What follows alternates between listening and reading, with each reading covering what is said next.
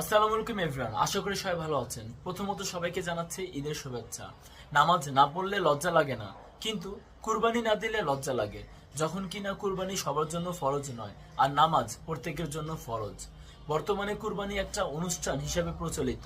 কার কাছে কত টাকা আছে, কে কত সম্পত্তির মালিক হয়েছে, তা গরু, ছাগল এবং উটের মাধ্যমে সেটা বহিঃপ্রকাশ করে।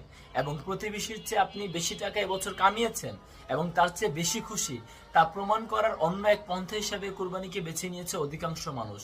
আর আমার কথা হলো এখানে, এটা কি ইসলামিক রীতিনীতি আদর্শ হিসাবে কোরবানি হচ্ছে, নাকি প্রতিযোগিতামূলক কোরবানি হচ্ছে?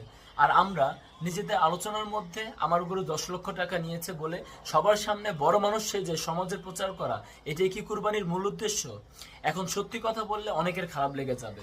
এমনি ফিলিস্তিনের ইস্যুতে আমি ফেসবুকের অনেক সমস্যার সম্মুখীন হচ্ছি, তাই আর বেশি কথা বললাম না। সবাইকে ঈদ মুবারক, ঈদের শুভেচ্ছা। সবাই ভালো থাকবেন, সুস্থ থাকবেন এবং ইসলামের সাথে শান্তি ও পবিত্রতা বজায় রাখবেন। আসসালামু আলাইকুম।